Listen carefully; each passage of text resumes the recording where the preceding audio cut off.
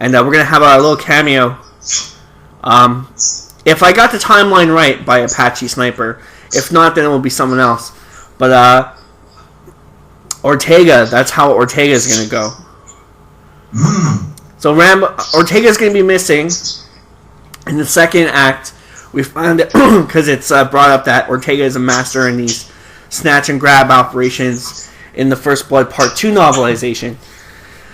So we're going to have him go MIA, and then after the 6 months of torture, when they go to kill Rambo, we're going to have them kill Ortega first. But Rambo doesn't know Ortega's there. So Ortega's been kind of held off in the background, you know? Okay. And it's a very bad death. Let's just say this. It's the Rambo 2 primitive version of the Rambo 2 mattress. You know, like the mattress they hook him up to in Rambo 2 and they shock him? But the earlier version of that from the James Cameron script was it was kind of like that mattress, but it had like a big electro box that they put on your chest. Oh. And they throw water on it and it makes it electrocute. And we're going to have Ortega on there getting electrocuted but castrated at the same time.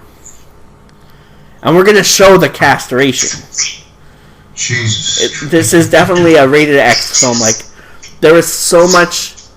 I tried to find that really fine line of what was too much and what was not, and I just went over.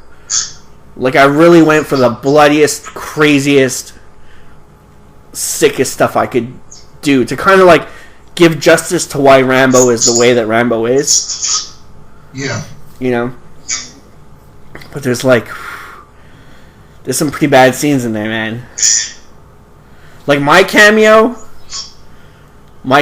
is gold. Like, the one scene I wrote for myself, I made sure I did the stuff that I would not have to ask anybody else to do. Like, there's a scene where, like, Rambo's in the pit, and it's raining, and all of a sudden he looks down at the ground starts moving, and then Danforth starts coming out of the ground. But it's only, like, Danforth up to here, and, like, his intestines are coming out, and he's all, like, half blown apart, his face is all fucked up, everything's all blown apart on him. He's like, I want to go home, John, I want to go home, I want to drive my Chevy. And he's all, like, fucked up coming out of the ground. It's like a nightmare scene. But I'm going to have to, like, you know, have a whole bunch of, like, sheep guts on me and, like, sheep intestines and in the hot sun. Or by that time of the night, anyway. Under those big lights. The whole bunch of, like, you know, animal blood. It's not going to be cool. That was a cameo I wrote for myself. I was like, okay, if I'm gonna go for it, I'm really gonna try to go for, like, the craziest performance that I could write myself. So that sounds good, man. Yeah, it'll be like 2 or 3 minutes, but my scene will be like 2 or 3 minutes, but at least it's gonna be a really twisted scene. I was telling that to Steven. Steven was like, that's fantastic. Steven's like, that's the heart of First Blood. He's like, that whole end scene, when Rambo's giving that speech, you know, you're always wondering. And since we don't have enough money to do the actual Saigon explosion, the bar scene with the explosion and the shoe shine box, I thought it would be cool to have Rambo kind of schizophrenic in a state where he's seeing that happen. You know, like, these ghosts are coming back to get him, pretty much. Oh, man, I love that. Yeah. And another thing I like about it is, like, by the end of it, like, when Rambo finally is set loose, it's not about weapons. It's just about whatever he can find, and you know, he really fucking he kills that last platoon, man. They fucking get it bad. I like that. Yeah, there's some really good kills. But it was hard to write like a 45-minute, like the middle part of it, like the middle part of the last act, the 45 minutes of just crazy,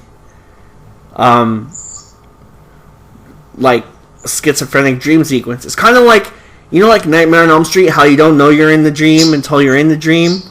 Yeah. And then it cuts back, and then it goes back, and cuts back and forth. I wanted to do something like that for 45 minutes. Just blood, Okay. blood. Really give it the X rating, like 18 and over. Minimum. Now it sounds epic, man. I love it. But Barry's got a lot of great scenes.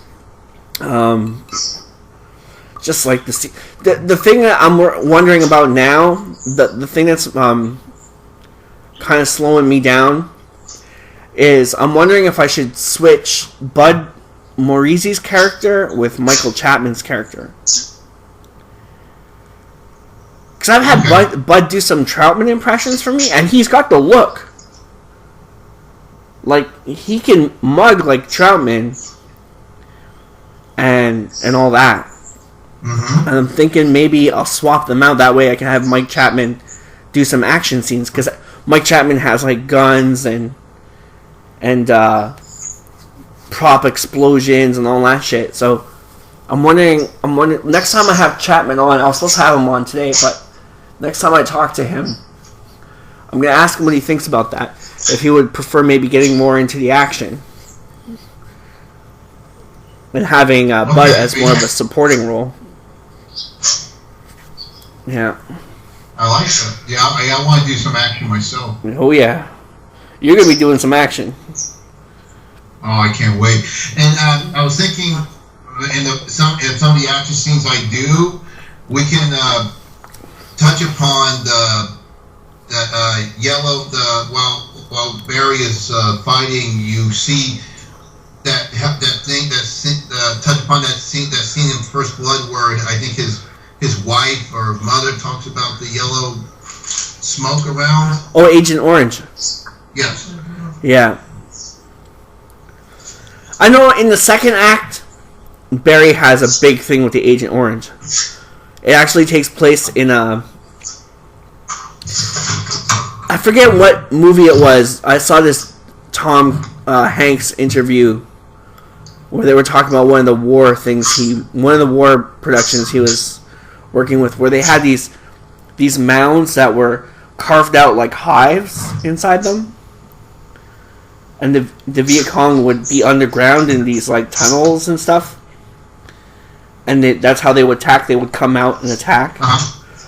And wanted to have a thing with like Agent Orange inside, like a shipment of Agent Orange that was stolen that was inside the hive that Barry detonates because there's just too many enemies attacking, and like have Barry fighting out of the hive while all the Agent Orange is like coming out like a big fucking hornet's nest, like just coming out. And that's how he gets sick with the Agent Orange. Yeah, okay. Like a big hive showdown. Yeah. Because the first act is all character development, mostly. Like, there's like one mission at the very end of it that they go on. The big scene in that one is the cattle. When they slaughter all the cattle with the knives. And they gut all the cattle and build structures out of the inside, like they sleep inside the animals and stuff. And the second one is just action from beginning to end. It's just all the Baker team missions, just action. And then the third act is the fall of Rambo, like the fall and the rise, like he gets taken down and then comes back. Yeah. It's long. It's like a war epic, man. It's more like serials of like war serials. That's a good way to put it. Yeah.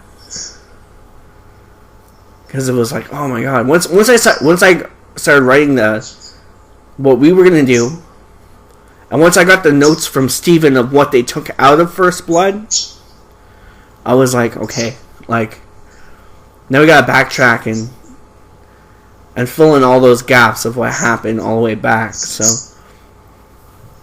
I spent like 2 months just backtracking from Rambo's birth all the way till when he comes back from Vietnam. Yeah. So it was a long process. I must have like 40 notebooks of just shit I wrote for that. Like, insane.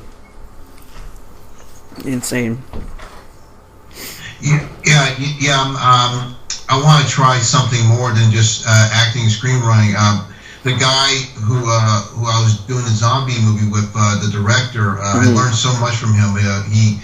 He inspired me. How he started out as a special effects man, and then he went on to directing. That kind of inspired me that I can do more than just act and write. I'm now actually watching some videos online to do like special effects, like animatronics and stuff like that, makeup effects and stuff like that. Oh, that's amazing. Yes. I would love to learn some animatronics for the Bigfoot or for the Mossman. Yeah, I want to learn this stuff for the Thing short fan film. Oh, yeah. That'd be really cool. The transformations and the... Yeah. Hydraulics and CO2 compression and balloon effects to make things, you know... Oh, man. This guy change shape. I learned so much from this guy, and this is the guy who works in this house down in the basement. I don't want to give too much away because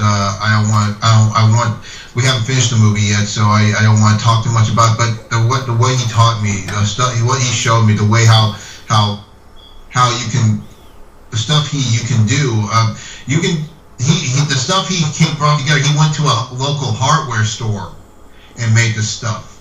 So so that showed me that the stuff you need, the special effects, you don't have to go to a big Hollywood studio. Exactly. You can just go to your nearby hardware store. Yeah. And do. It's just that you have to have the creativity. You know what you should tell him he should use is infrasound. Because it's not illegal to use infrasound. Infrasound. Yeah.